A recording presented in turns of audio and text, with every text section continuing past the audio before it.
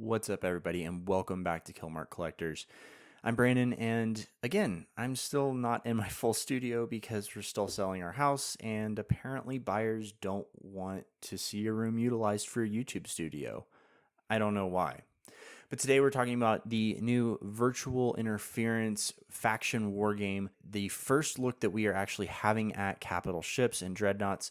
I got to play one game this morning, but I took away some really interesting things. So I want to give you guys a quick heads up before we jump into when it opens again around 2 o'clock my time here in Denver. Hopefully this helps and gives you a little bit of what to expect. So with that being said, let's go ahead, undock, and dive in.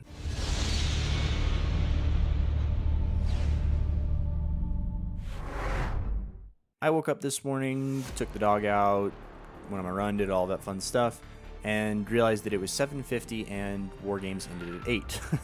So I only unfortunately got one game in. I did jump straight into the virtual test interference, and it's really actually a pretty cool little mini game here. Now, you should probably do what I did not do, and that is to actually look at the instructions. Now, the instructions do start with, welcome, this is a ship research test. Yay! Victory conditions, we are basically given 4 different waves of enemies. They start with the first 3 being PvE. You are given points for the number of kills that you get, and if you kill all of the enemies in that wave, you get a bonus into the next wave. Now, each wave does get harder, but the real kicker here is that you are going to be playing against 3 other pilots. Now, the way that this works is that you will all be in your own Dreadnought. You'll all be flying separately, and then for the first 3 waves, you're fighting PvE. And then for the 4th wave, and what I did not realize is that you are actually all thrown together, and Battle Royale style last man standing wins. Now, this is all very clearly laid out in the instructions. I, of course, just don't read instructions, apparently. So you can see here for getting a test unit, which is basically just a PvE rat, you get 50 points for destroying those. You get 2,000 points for destroying a player in that final round. And then you do get points based off of how well you do overall. So with that, I'm going to go ahead and jump into the footage here so that you guys can see this. When we start up this new mode, it looks very similar to the normal faction war games. It gives you a faction to start with. I think it's kind of useless because you end up just back at this page where you just select one of the 4 Dreadnaughts that you want. Now, what's really fun here is that we do get to see all 4 of the Dreadnaughts at once. They all only have their high slots. You don't get any other modules to start with. You will get to pick those, and they are randomly generated throughout. And so it looks like the Phoenix is going to be the long-range missile boat, I'm guessing. The Minmatar Republic, they don't actually put any details about what this ship is. They just say that, oh, it's the design believed to be ancient, blah, blah, blah. Canon something, something, something. Amar, they give you the idea that it's going to be a very tanky Dreadnought, and then the Galante, which is what I ended up choosing, is going to be full on DPS and destruction. Now, as we once we confirm this, you do get to pick 2 modules that you are going to throw in here. The big thing that I was looking at, I knew that this is a Galante ship, so I'm assuming that it's armor tanked. So I did not want to do the Enterprise adaptive invulnerability field, so I ended up going with the plates and the damage control. Now, these are supposed to be all just randomly generated, so you could end up like what I have here, which is basically that you have 2 of the exact same thing. I don't know that there's any difference, but that's what happens. Now, when this does pop up, you will see that you are fitted with snub-nosed rails. Again, this is a high damage output ship, and so that makes a fair amount of sense. The rats themselves will spawn about 30 to 40 kilometers away, and so with this, you do end up needing to make sure that you're aware of what your optimal range is. I'm basically just going to be sitting here at 0 because it's a Dreadnought. It's not going to move very fast regardless. But then you also do get the slowdown mode here, which for some reason cut off when I was playing, but you do end up with a lot of really nice bonuses that end up basically alphing some of these battle cruisers off the grid, which was pretty awesome. as we start playing, I'm going to fast forward through these first two. You can see that you end up with some different options for your modules. Again, these are supposedly all randomly generated. I would probably be looking at this.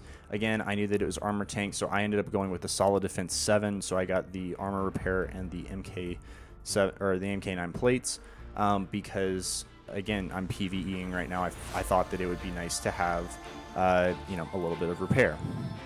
Now, as we keep going here, the next one I did end up going for the enhanced firepower and played another round. You can see that we did end up with a other Dreadnought, but that was actually a PvE Dreadnought or NPC Dreadnought.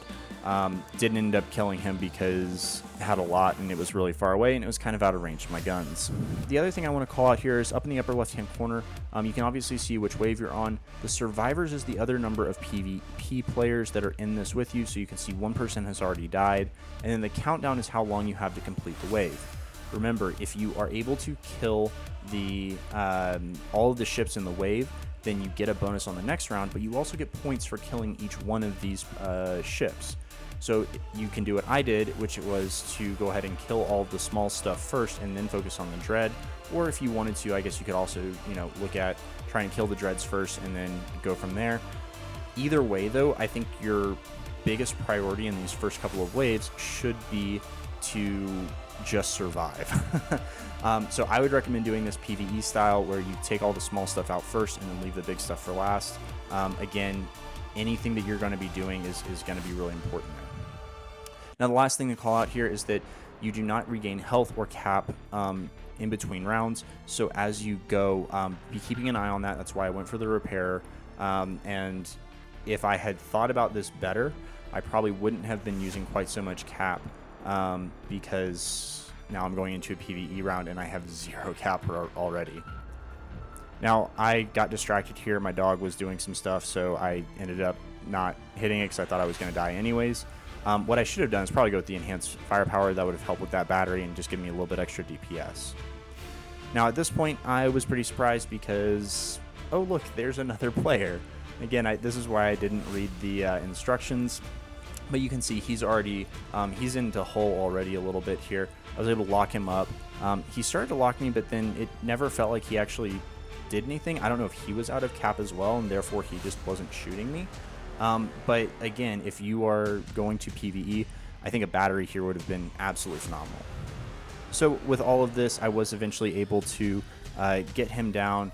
Win this. There is a 5-minute timer on this final round. I doubt that you're going to get there very often, just because, again, of all of the other things that you're going to be doing throughout the previous waves. It's not like you're going to be going in two capital ships fully tanked out, fully, you know, skilled out at this point especially. So this was really fun. I really enjoyed this mode. I think that it's going to be interesting as people get into this more and understand kind of how to play and how to balance the PvE and the PvP. Do be aware that this is only available for about 2 hours, 3 times a day. It is a different time than what is in faction war games. So you kind of have to pick unless you're going to be playing for 4 hours, which, as much as I would love to, my wife would probably kill me if I tried. So that's it, guys. Thanks so much. I hope you guys enjoyed the first look at the capital ships and the new faction war games mode. If you enjoyed this video, make sure to like, subscribe, leave a comment down below, and let me know what you guys are thinking about this mode. I'm really curious to see if you guys are enjoying it. Like I said, I'm probably going to do a stream later. So until next time, fly safe, have a great day, and I'll talk to you soon.